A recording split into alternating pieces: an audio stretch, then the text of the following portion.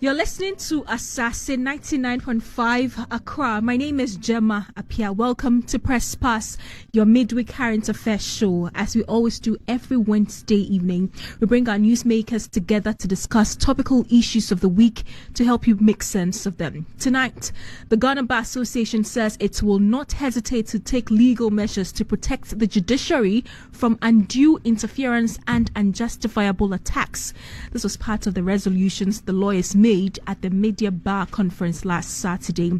The association has also described the suspension of the CJ as unconstitutional and is asking the president to revoke the suspension. But even before the dust could settle on the suspension of the CJ, President Mahama has nominated 7 justices of the Court of Appeal to be considered for the appointment of Supreme Court justices.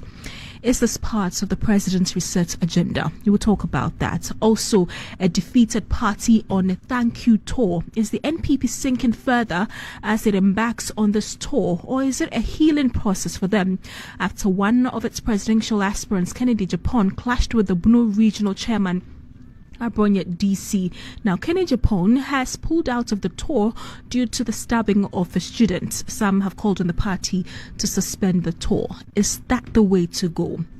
We'll delve into that as well. You can join us on Facebook. We are streaming live on Asaase 99.5. We're also live on X. And you can join us with your thoughts and comments as well. Joining me in studio to have this conversation is the founder of the Law Lab, Aaron Asiedu-Antwi. Aaron, welcome to Press Pass. Thank you, Gemma. This is your first time, right? Yes, please. Welcome. Thank you. Saaka Salia is not new to the studio and to the show. And Saaka Salia is a member of the NPP communications team. Welcome, Saaka. Thank you very much, Gemma. As I told you earlier, you can join the conversation. We are streaming live on Facebook, and X is at Asaase 995.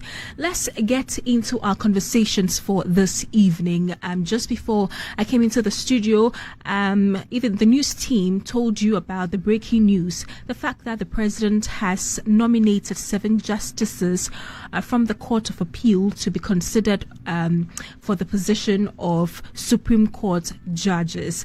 And for an organ of government that is meant to be apolitical, the president seems to have too much power over it. I want to start with Aaron. Aaron, what do you make of this latest move? I mean, per Article 144, the president is supposed to, and he hasn't done anything wrong. But what do you make of it? Is the name Gemma? Gemma. Thank you very much, and thanks for having me here. I believe that we should be able to have a very meaningful discussion this evening.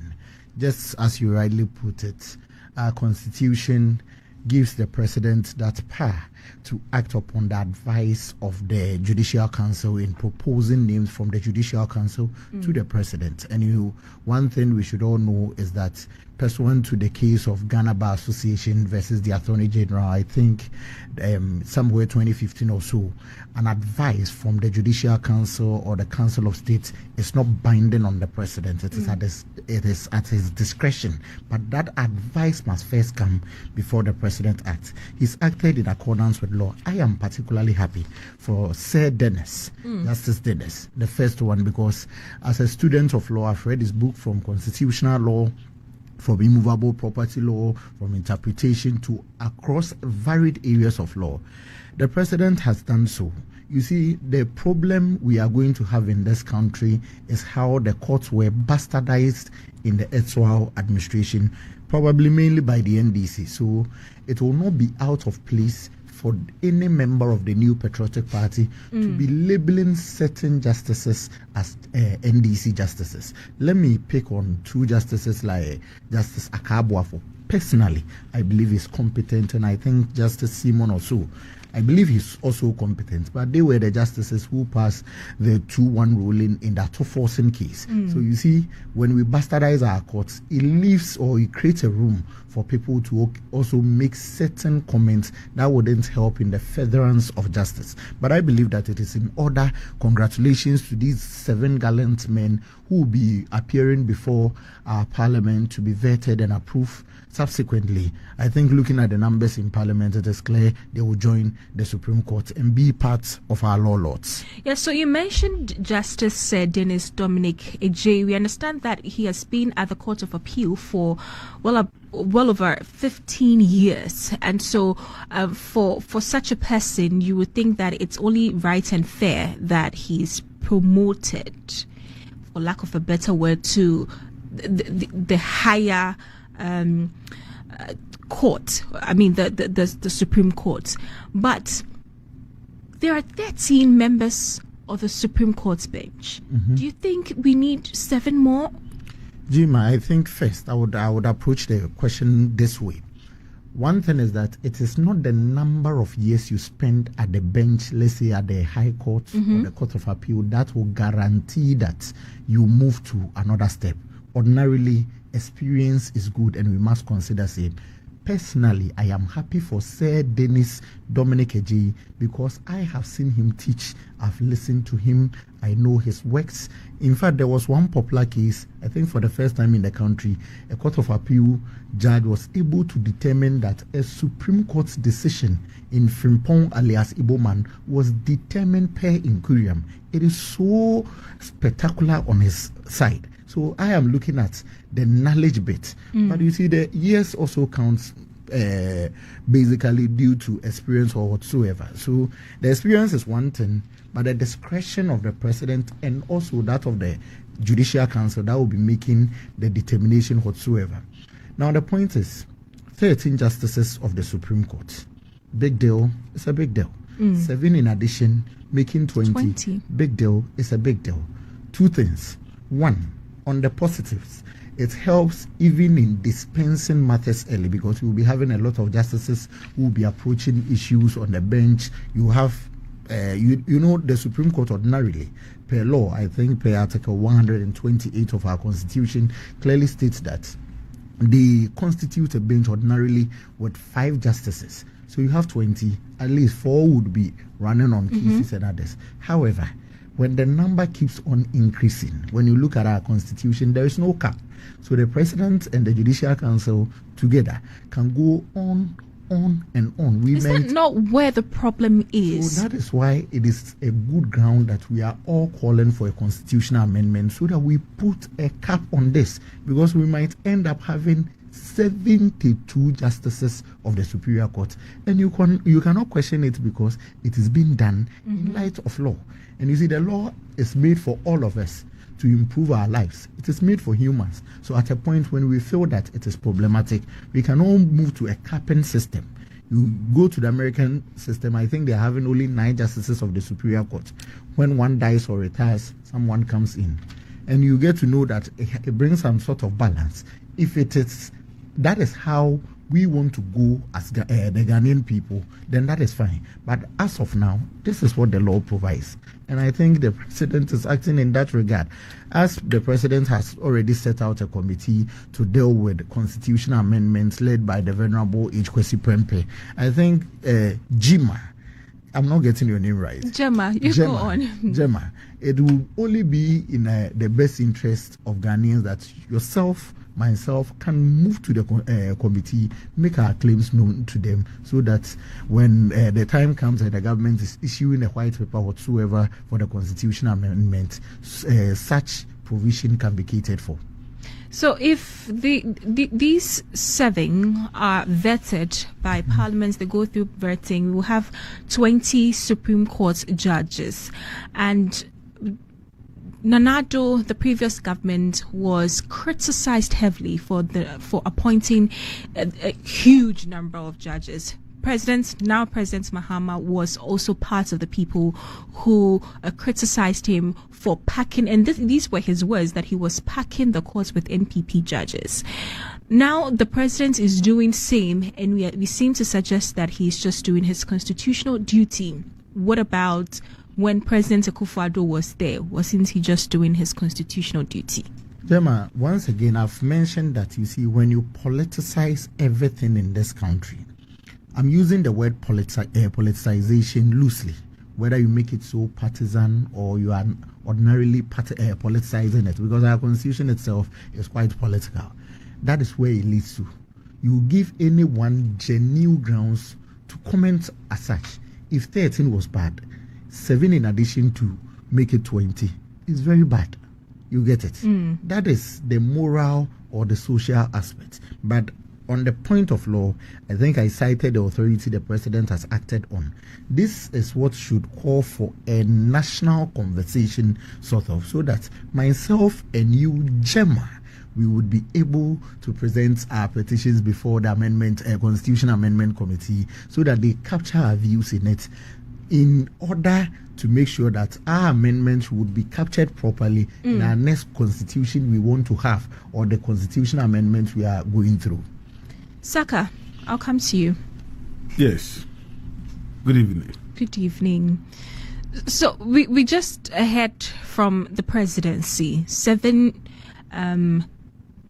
Court of Appeal justices have been nominated to be part of the Supreme Court's bench. I mean, pending the approval from Parliament. Your reaction? Yeah, thank you very much. Good evening to our cherished listeners. First of all, I think ordinarily I wouldn't have any problem with that, because that is his constitutional duty. But be as it is, I think that in the midst of the brouhaha with regard to the removal or otherwise of the CJ, one would have thought that he would have exercised a little bit of restraint to let that settle, so that going forward we know what to do.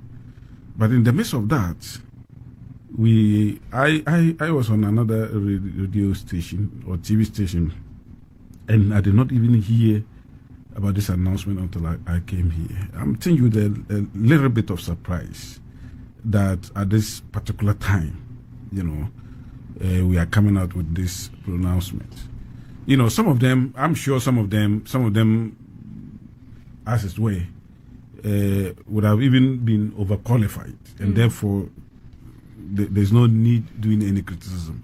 But you remember the CJ, in one of the reasons why she's been, petitioned by some people to be removed, is that she even suggested at a point that we should have a way of capping, having a ceiling, and she suggested about 20. That at least we should not go beyond 20 and all those things. I don't know why at this stage we had not done that. We should have had a constitutional amendment long ago, because look, you might not know who will come and want to pack the Supreme Court in such a manner that will defy common sense. And you remember when President John Dramani Mahama started talking about even like equalizing the judiciary. Some of us were saying, and then we are in for trouble, because anything can happen. Once there is no ceiling and somebody says that the court has been overpacked by another, it means that he's coming to do the unthinkable. And it came as no surprise that this is unfolding in our very eye, And I will quickly suggest that something is done about it, because if you look, watch carefully. I mean, under Nana Akufo-Addo regime, he did not start appointing Supreme Court judges just a little after 3 months into office. That is not so much of a concern. But I don't know the obsession with which the president is doing such appointment. I mean, if you take averagely, if within 3 months or so, there's an appointment of 7 justices of the Supreme Court. Imagine, I mean, by the end of the 4th year, how many will be appointed. That is making mockery of our Does our the democracy. timing matter? Yeah, it matters a lot. It matters a lot. How? You see, I'm not talking about the constitutionality or otherwise of the appointment. I'm talking about the timing, the issue of the removal, where everybody knows. I mean, it is clear, from all indication that the president and his people are aware of this petition and are doing every and anything to get a back of this the CJ. And even in the midst of that, when the Supreme Court is here to give ruling on the matter that has been sent by Vincent and some others, we are hearing, there's more, appointed onto the Supreme Court. It looks to me that there seems to be no end in sight. And what John Mahama said that he's coming to do, I think that he is trying very hard to do. And that, to me, is a complete mockery of the judiciary. Complete mockery of the judiciary. Because, look, like the last time I came here, I made that point, forcefully, that already you have a stronghold of the legislature. You are the executive. Why this, unorthodox way of trying to control the judiciary? Why? It means at the end of the day, our liberties, the individual liberties and all that. In what way would you say that the president is trying to control the judiciary when everything that he has done so far is in accordance with the Constitution? No, it's not everything that is according with the Constitution. What are the things that are not in accordance with the we normally Constitution? talk of the spirit and letter of the Constitution. Even the letter of the Constitution, we have a situation where others are suggesting that there should have been a CI, because it's a discretion and he's not a judge. There should have been a... That's a matter under debate. Yeah, that matter under debate. The Attorney General's office, because Srimsai has been speaking after the Ghana Bar Association, we'll get into it pretty shortly. He's also debating otherwise and saying that what the Ghana Bar Association is saying, the stance that it has taken is not the right. Opinion. Exactly. But it doesn't take away from the fact that the president has been working in tandem with the Constitution so far. Yeah, see? Not so. Strongly, let me make this point. For me, I believe apart from this debatable issue of CI, the fact that the intentions of the president was clear from day one, that he was going to do something diabolical in itself, negate whatever constitutional means or procedure that is using. I can say it's accentuated with malice. For you to say that one political party has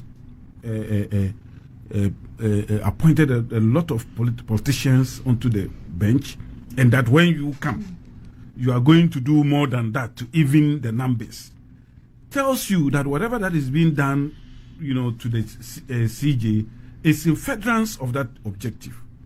And in that regard, I don't see that the removal of the CJ was in good faith.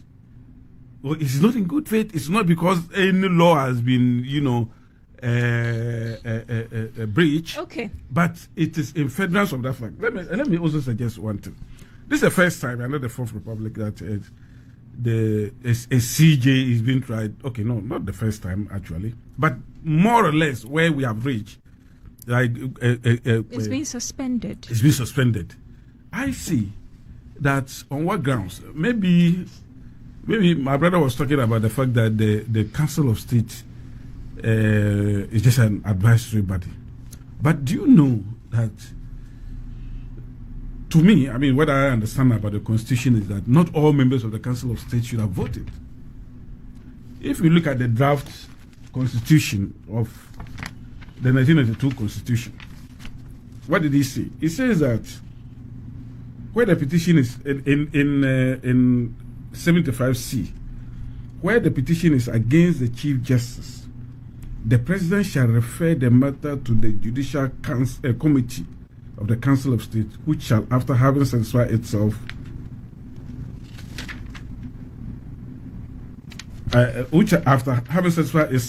is a prima facie case against the Chief Justice, and panel 5 or 3 members of the Judicial Committee of the Council of State.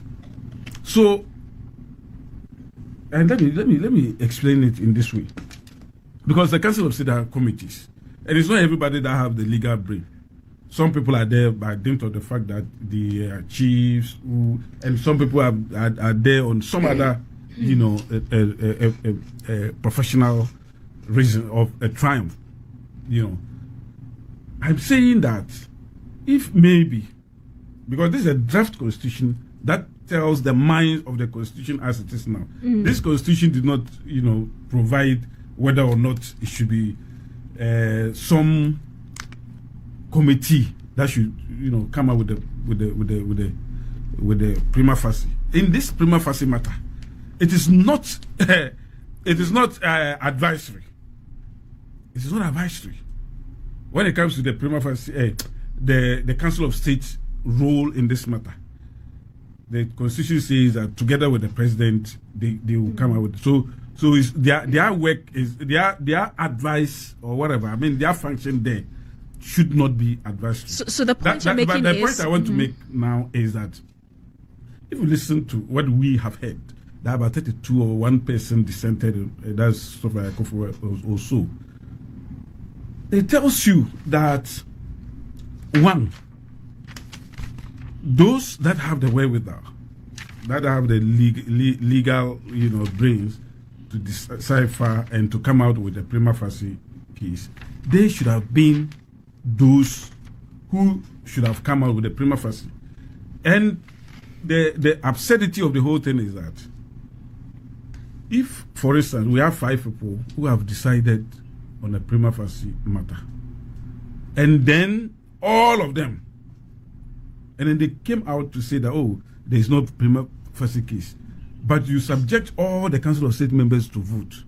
At the end of the day, even if the 5 people vote that there is no prima facie case, but those who are not even worthy enough to form the committee, who do not even know anything about the committee and its work, are more and can vote against the committee members, it would have shown that what they did is completely out of place. I don't know whether you've gotten the point. I get it, but the thing is, we do not know the details of what exactly happened when the petition was forwarded to the Council of State. What we have heard, because the detail is what we know. That so it would bring I get it, but it brings us to the point that the Ghana Bar Association has made in its resolution that it published yesterday. I think that the fact that they are calling on the president to make public what exactly happened. Aaron, help us here. Is that the way to go when the Constitution also says that all these proceedings should be done in camera? Gemma, so before I answer your question, I think I'll start from where my brother was actually delving into. The Drafters Committee report that gives birth to this constitution is only a brainer as to how they want this constitution to be. When the constitution comes out fully, the draft committee report only serves as a guide in understanding the constitution. It doesn't serve as an authoritative document over this constitution. Right. Now, Article 146 is clearly a quasi-judicial process, and members over there does not ordinarily, all of them does not need to be what we call people with legal brain. So the Constitution, if you read Article 146, unlike justices of the Superior Court, that the Chief Justice should be establishing a prima facie case. In the case of a Chief Justice, the Constitution is even silent on establishing a prima facie case. But it is case law like Frank J. Chum versus the Attorney General and Bright Akwete that has helped us to get that. Even with the Chief Justice, because first, the Chief Justice is a Justice of the Superior Court, reason we need to establish a prima facie case. And with that, this is what the Venerable Dateba JSCRC then was said. He said that the prima facie case should be established by the president in consultation with the Council of State. So it is not a one-sided thing. It is the Council of State doing this, then the president agreeing with them. So it can get to a point that the Council of State can even make a determination and the president will think otherwise. That is how it is. Now back to the GBA question you asked me. On Saturday, I was on Ghana Connect on your sister station, Joy News, with Kweku Asante. I made this point that, you see, personally, I have no problem with the process ongoing. Where I have a problem is the suspension of the Chief Justice, where I, Aaron Asiedu-Antwi, believe and agree with the Ghana Bar Association that that suspension is unconstitutional. Why do I say so? When you pick Article 146, it gives the president a discretionary power under Article 146, Clause 10. And if I may read, it says, where a petition has been referred to a committee under this article, the president may, ordinarily in law, when we say may, it is a discretionary power. But you see, our judges they have made us understand that this 1992 Constitution, we don't read it in part. You read it in whole. So how do we even regulate a discretionary power? When you look at Article 296 of the Constitution, if I may crave your indulgence and read particularly on 296C, it says that where the person or authority, that is where in this Constitution or in any other law, discretionary power is vested in any person or authority, where the person or authority is not a judge or other judicial officer, there shall be published by a constitutional instrument or statutory instrument regulations that are not inconsistent with the provisions of this Constitution or that other law to govern the exercise of the discretionary power. You know why? The Chief Justice is the People's Chief Justice. Pick chapter 11 of our Constitution. It talks about the judiciary, and Article 125 of our Constitution says that justice emanates from the people and it is exercised for and on behalf of the people by the judiciary, including the Chief Justice. The People's Chief Justice, when is appointed, when say Gemma, you are being appointed as a Chief Justice, you cannot go right after the appointment from the president to sit in the Supreme Court and be exercising your powers. You must go to the representative of the people, that is Parliament, and they endorse you. Just imagine, do you think that the president can just wake up, or the framers of the Constitution will allow the president wake up one day and say there is a certain prima facie case established, so the People's Chief Justice should go on suspension? This CI provided in Article 296C is needed for you to act on, because the CI, you don't get it from Jubilee House, you get it from Parliament. That is where the people will be involved. So what was the Ghana Bar Association expecting? That the president, before suspending the CJ, should go to Parliament with the CI, let it mature before acting on it? Is that the case? That is what the Constitution demands for anyone who is exercising discretionary power. Please, let's not personalize this Article 146 issue to the current issues happening. The Constitution demands that when you want to act on any discretionary power, make sure you pass the test of Article 296C. Gemma, I've been hearing then again that people are saying in Ransford, France, versus the Attorney General, that it is not in any particular instance you need a CI. That is true. I've read the case, in fact, for the 5th time this dawn.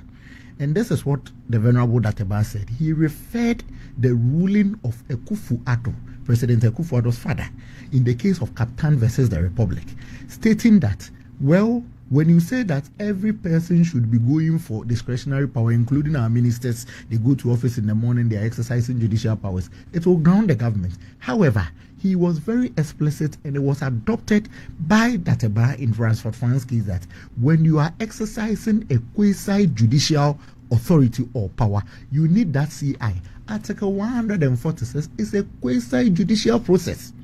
Then again, is that not subject to interpretation? It is not. You are making a ruling on somebody's fate. going through. That is why the person is going to be represented by a lawyer or an expert. And you think it is not a quasi-judicial process. I heard one of our seniors in the NDC arguing that the adjudication in Article 146 is not a judicial process. When you read the Black Laws Dictionary on what adjudication means, it includes ruling, it includes making judicial orders or whatsoever. So Article 146 clearly is on its wall. It's on all fronts dealing with a quasi-judicial process, and you need the CI. That point I agree with the GBA. Then again, you see the GBA's resolution basically is in two strands. One, they deal with legal aspect, and two, they deal with the social aspect. But I believe you are interested in the legal aspect. With the legal aspect, they touch on three things.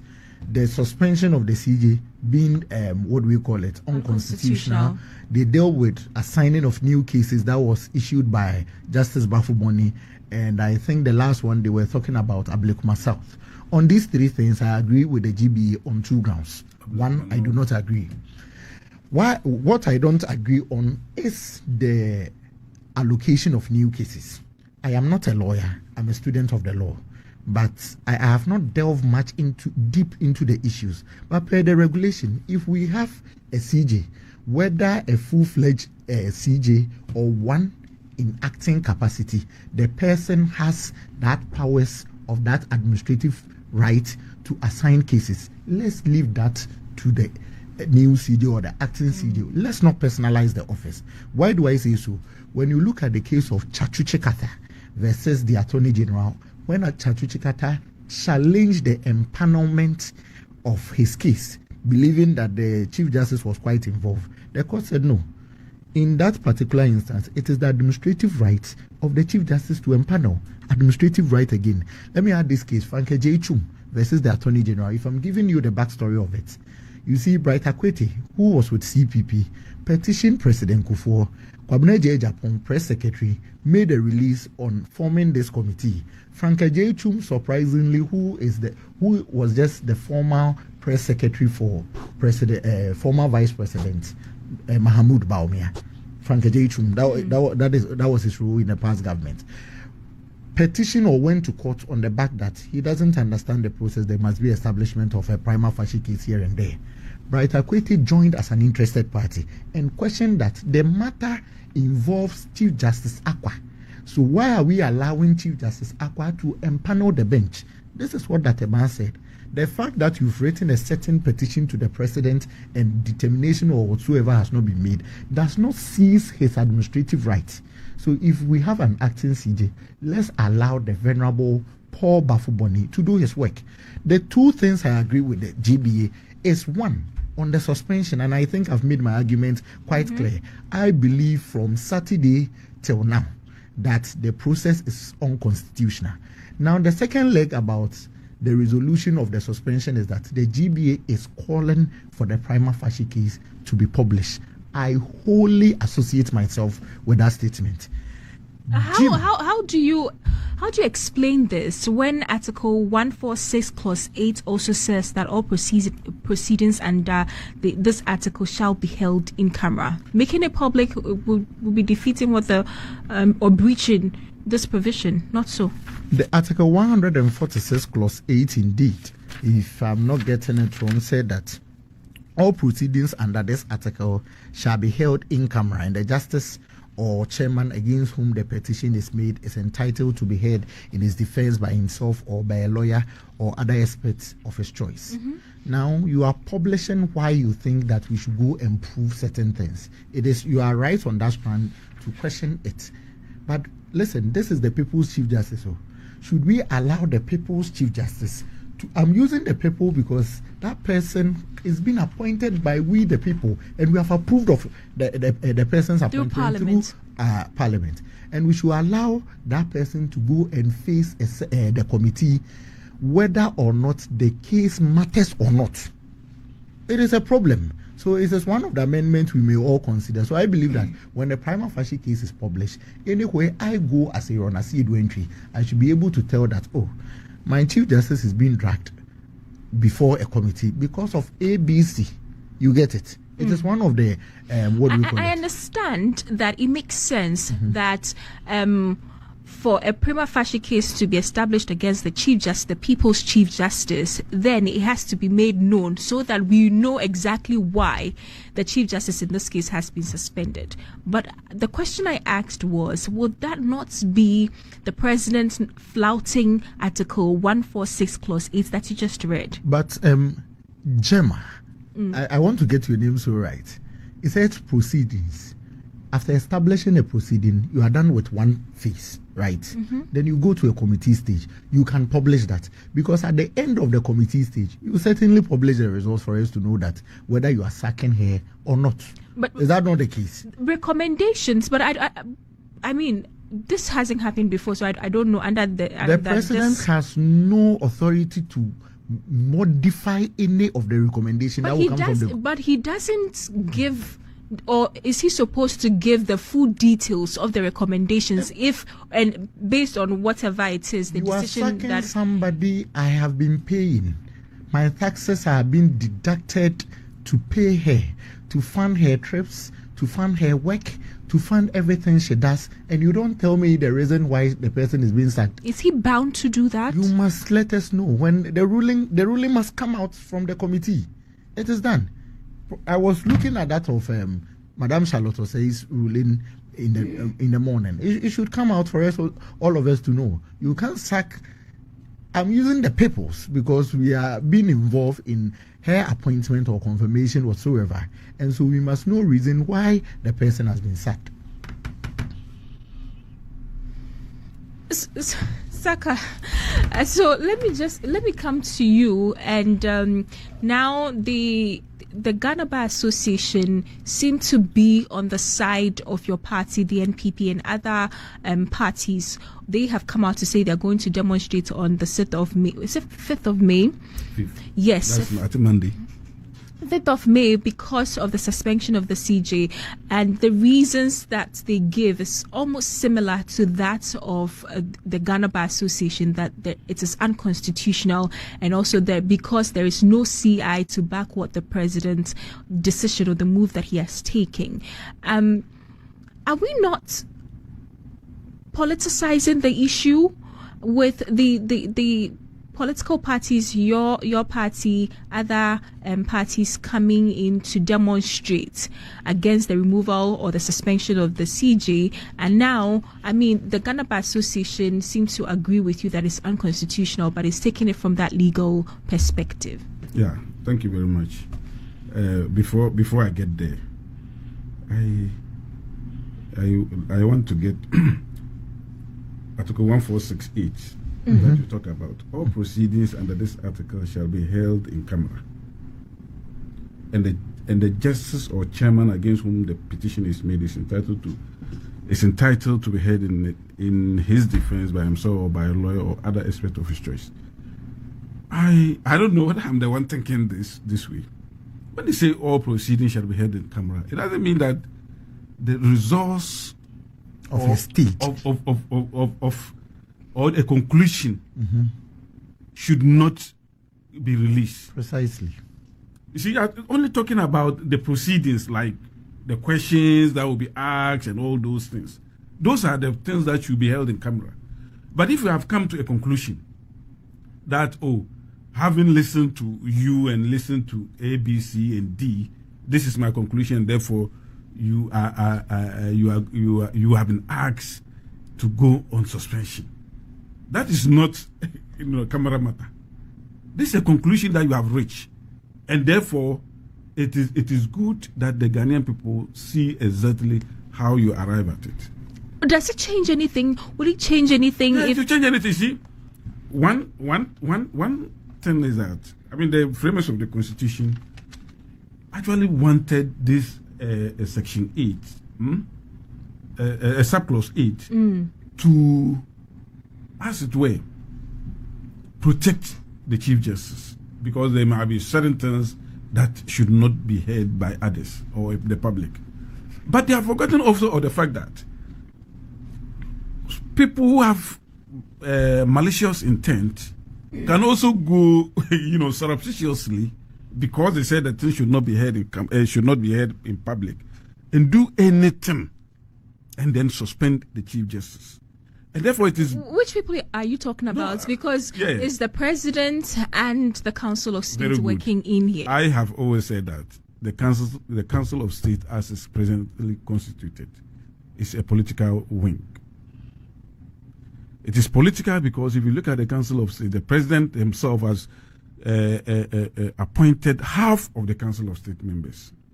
The others, we all saw what happened. I mean, a lot of them, won by dint of the fact that they were members of the ruling government.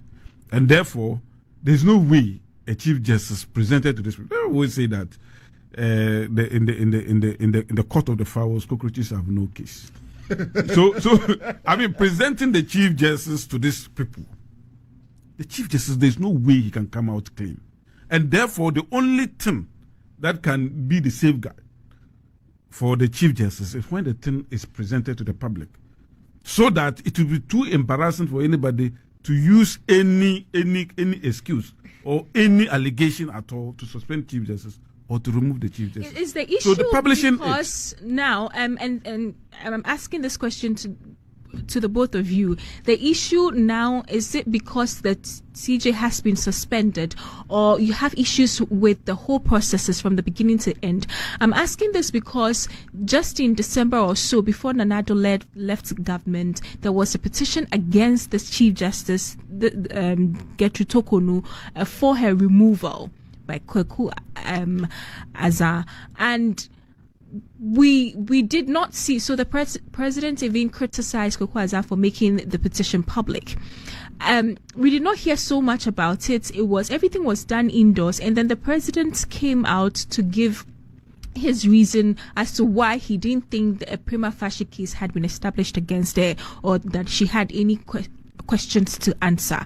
We did not hear the lawyer saying that the president should have published the full thing. I mean, whatever proceedings, whatever happened for the Council of State and the president to conclude that there is no prima facie case. So is the issue about the fact that now we have gotten to a stage where there is a prima facie case established against her and she has been suspended, or you have an issue with the whole proceedings? No. You see, in the case of Nana Dankwa Akufo-Addo and those petitioners, he just looking at those petitions came to that conclusion that these are frivolous petitions, and therefore cannot even reach the stage of prima facie. Why shouldn't we have seen? Why didn't we see? Why didn't we hear the lawyer say that the president should have published? Oh, we saw some of them. We saw Kweku Azar's petition. We saw it. We saw the petition, but exactly. But he said, why shouldn't we have seen the Council of State? It didn't reach the level of Council of State. Okay. First of all, the president should see. It was forwarded to the Council of State. It was forwarded. Okay. Yes. So, and then there was no prima facie case. Exactly.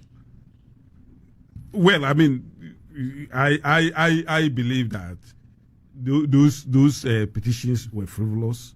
The president can, like he said, decide that this do not merit even reaching the Council of State, or even at the Council of State stage, it will not merit, to go beyond the prima facie case. But you asked a certain question about why are we doing politics. We are not doing politics with the matter. Sorry, Aaron, I will come to you for you to answer this question I posed to him. We are not doing politics with the matter. If we are doing politics with the matter, I'll answer it. But let me tell you something.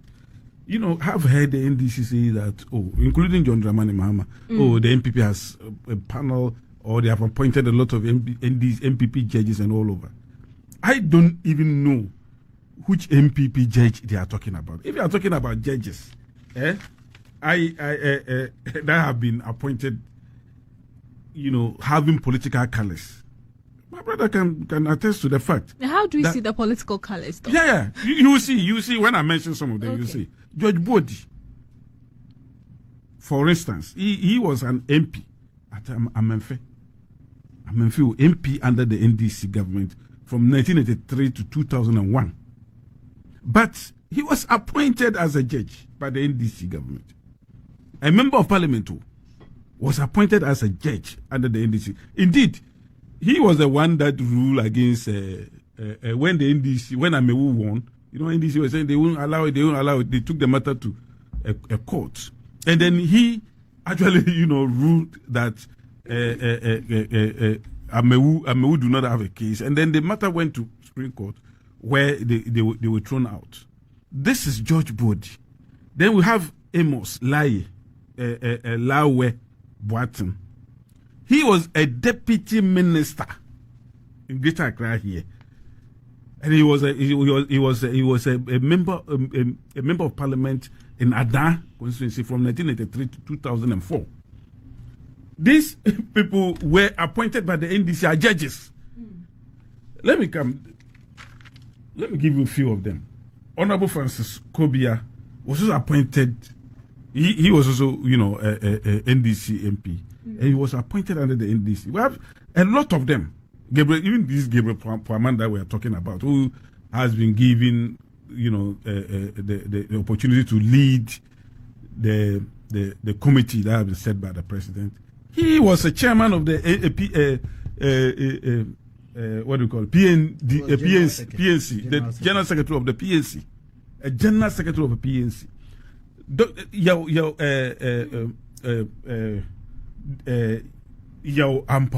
Appiah. He was appointed into the Supreme Court by John Dramani Mahama. He was. Do you know who he was? He was a deputy minister and the Brona Hafo region under the PNDC government. So you are saying this is normal? The point you're making is that this is normal? No, they should tell us which MPP person has been appointed to the Supreme Court or those, because look, when they talk, they made mention of. During the appointment process of Justice NSEAUJO, they made noise about it. Yeah, that's what I'm saying. So it seems. From what you're saying, then for instance, me, I'm an MPP communicator. And I'm doing law. If today I ascend onto a high office of maybe high court or something, would you say that they have appointed MPP communicator today? Because I'm doing law as well as doing politics. So we are not blaming them for appointing all these MPs and all manner of people into either the Supreme Court or the High Court or whatever. But when they get to one point from the MPP side, they want to harp it to the point that it doesn't make sense to anybody. So for me, I think that we are not politicizing this whole matter. This whole matter is about the soul of the judiciary. Somebody wants to have a stronghold of the judiciary, manipulate it to his advantage. And we are saying that is our only hope left as a nation. Because look at what is happening all over the place. You talk, you do anything, then they bring BNI, they bring NIB on you and all that. The only safeguard to ensuring that this nation, our democracy stand is the judiciary. And now they still want to go to the judiciary and manipulate the judiciary. And therefore, we will be living in a banana republic where nobody will have anything to say, because wherever that you go, the executive is there and controlling it. That is the point that we are making. And that is the reason why, as we are speaking, the NDC, they are not sending some of the cases that they said people are corrupt and all manner of things, the oral cases. They are not sending those cases to court because they are waiting to remove the Chief Justice. Well, the AG just sued the former National Signals Bureau here, Dubois. So, He just sued him when? Today. Yes, because they are getting their judges. Right. Because they were waiting to remove the Chief Justice so that they get somebody who will now impanel judges for them. That is the reason why all along. So this whole thing of removal of the Chief Justice is calculated, is orchestrated, just for them to further their sinister agenda of manipulating the court and incarcerating people. Right. That is the point. Aaron, I asked a question. Why the lawyers, the GBA, did not ask President Akufo-Addo to make public exactly why the Council of States did not establish a prima facie case with the petition that Kwekwaza sent to him, asking that the CJ be removed. I think, Gemma, probably to add on to your question, you should have even added why the GBA did not come out during the time of Madame Charlotte Osei to even ask that the prima facie case established by the then Chief Justice should have been published. The point is, the current leadership of the GBA was not the same as of that time. Probably they were the same during that of Professor Kweku Azar. But why would they come out when no prima facie case has been determined? What Article 146 Clause 8 is talking about is that proceedings should be in camera. Now the point is, when I am done with a prima facie case, you don't think that I am done with a phase, and the next phase, which there will be proceedings, would be that of the committee. So establishing a prima facie case brings a phase of the process to an end. That is where Ghana Bar Association is demanding that that phase make it public. As simple as that. The proceedings in the Justice Scott Gabriel Puaman should be made in camera. You see, the point is, I have refrained from speaking to any petition whatsoever in the public, whether it is true or not. Because my simple understanding is that Article 146 says the proceedings should be made or should be in camera. One, you take the petition to the president, it should be in camera.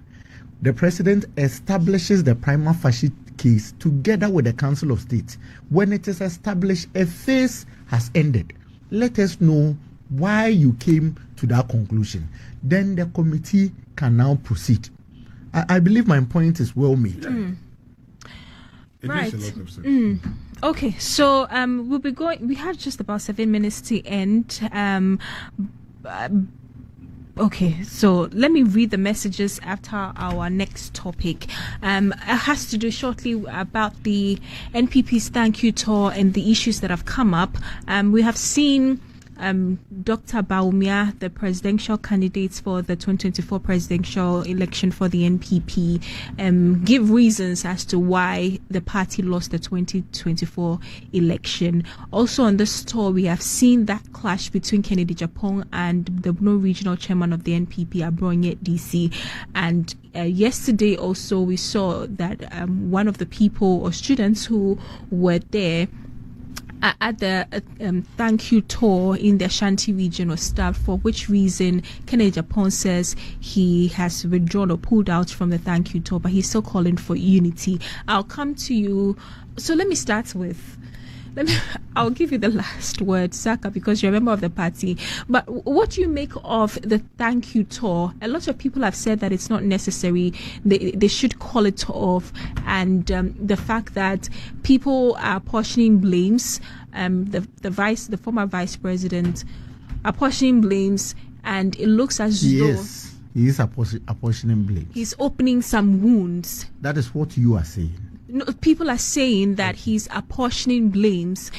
He talked about why the party lost, that the government, there was arrogance of power, and they didn't listen to the people when they called for the cancellation of the e-levy or not to implement the e-levy. He has said a lot of things as to why the party lost the election. Since we are on the NPP, let me say hello to my brother, who is the communications director for the New Patriotic Party in Suhum. He's called Austin. I'm sure he has joined the conversation live on Facebook.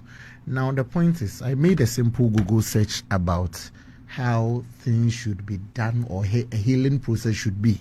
And then what I'm getting from Google is that one, you must acknowledge the loss honestly. The point is, whoever says that the thank you tour is unnecessary, Aaron Asiedu-Antwi, disagrees with the person. You campaign to people to come out to vote for you. Whether you win or lose, you must admit and go back to the people to thank them. As I'm speaking to you. For making you lose? Of course, people voted for you. You had 4 million people coming out to vote for you. You see, as I'm even speaking to you, I am running for Congress as a Congress member at the Ghana School of Law. Currently, as I'm speaking to you, counting is underway for my portfolio. But I'm here in front of you. Whether I win or lose, I'll still go back to the people for coming out to vote for me. Certainly, I'll not end the elections and get a 0 vote. But I'm so much confident I am winning. So going back to the people, per our custom and tradition, is right. Now, the point is, what is going on in the thank you tour, I get to see snippets of them from social media. To say there was arrogance of power, to say reshuffle didn't happen, and others, are they true or not? They are facts. I don't want to believe that the vice president is entirely exonerating himself out of the blame, because if reshuffle didn't happen, Aaron Asiedu-Antwi wasn't the vice president. He was next to the president, and if reshuffle should happen, he should be able to tell the president. If that didn't happen, it becomes a collective blame for the entire party. You get it? And so I don't think that anyone is apportioning blames. It is only right that when you go for a process or you enter into a certain process, whether you win or lose, you admit the problem honestly to the people following you. People are thinking that this thank you tour is doing more harm than good, because a lot of things are happening, things are coming up, people are getting angry. We saw that confrontation between Kennedy Japan and then Abronya DC. I mean, when the party members were there and the exchanges, we saw that. Is that not hurting the party more? You are just opening up wounds and people are venting. You see, in as much as you must admit the issues clearly that this and this went wrong, I think the party leadership must be circumspect on how they communicate. Because what you see today is what the Ghanaian people would get to see, whether you've changed or not. It is a message to everyone. The new patriotic party would be contesting for the 28, 32, 36, 40, 44 to the till maybe we decide to have other political parties or even collapse all political parties. So the party would run from time to time. So in as much as you are admitting the pain and whatsoever thing that went on during the period the party was in power, I think leaders should be very, very, very circumspect in what they bring out. Because what you say today, as lawyers will say or the police will say, would be used against you in the court of public voting. Saaka, Yes. a lot of things happening, and we are seeing how the party members are reacting. Is this the way to go? Is this how you heal as a party? Well, I mean, I think it's unfortunate that it's slated into exchange of words between those respected individuals and all that, to the extent that somebody was throwing monies and it led to somebody being. So I think it was quite unfortunate in that regard. But those that believe that Bawumia is speaking too much and exposing people, and I don't think so. I think that it is unfortunate that as at now we have not made the Microcue report public. But I know that a lot of the things that he was saying was only echoing what is in the report. I'm not sure Bawumia will come out and see that there was arrogance of power when Microcue report had not said so. And therefore, those that think that he is the one originating it, I think is completely out of place. But what I also know is that there's no way you be in power for 8 good years and you won't see arrogance of power traits exhibited by some individuals within the fold of the party. MPP, so it's very normal. Yeah, it's very normal. MPP has been in power as the same number of times, just like the NDC. Anytime there's a loss of power, between the two political parties, the what normally overshadow whatever reasons for the defeat is always arrogance of power and all those things. I mean, the tendency for people to be overly use power overly, overuse or misuse power is there, especially when there has not been reshuffle for a very long time and some people feel like they are untouchable and those things. Definitely, I mean, I don't want to give certain things, to say certain things. But we have people who believe that they cannot be substituted or changed or whatever because of the familiarity with the flag bearer and all that. And I think that some of those things actually contributed to our defeat. Because you think the party will come out of after this thank you tour stronger? We have to wrap up. Yeah, I think some of the people, for instance, Kennedy Japan and Abranya, and I'm happy Kennedy Japan decided to withdraw from the whole tour because his presence there and then that of the others would be counterproductive. And for me, I think that we should have allowed the flag bearer alone. But that was the decision of the National Council. Yeah, to me, it's very wrong to gather all these individuals to follow because it became like a contest of popularity. Who is more popular and all those things. But this particular one is for the flag bearer to go and thank people for either voting or for him or not voting for him, whatever the case might be. But not for everybody to now accompany him so that they will also be seen. I think that it was completely wrong. The flag bearer alone should be given the opportunity to go around and thank the electorate. Right. Thank you very much. Some few messages on Facebook. Austin Ohineba O'Day says, great educative program with great submission. Keep the good work, Aaron Asiedu-Antwi. Paul Kelly Atuguba says, the minority can have their say, but the majority will always have their way. While 38% of Ghanaians don't support JDM and his policies, the majority, 57% of Ghanaians, super support JDM in his judicial reforms. Ebena Ojati says Aaron is one of the reasons we should have hope that the future of the NPP is bright. Are you a member of the NPP? Yes, please. Right. Okay. So that's how we end our press pass today. Aaron Asiedu-Antwi is the founder of The Law Lab. Lab. It's on YouTube, so everyone should go and subscribe. If you're a law student, we have all courses from contract law to company law to immovable property to constitutional law. Every law. It's your lab. Yes. The Law Lab. We dissect and unpack everything legal. Right. And Saaka Salia is a member of the NPP communications team. My name is Gemma Appiah. Oba for Sasari produced the show. Thank you and good evening.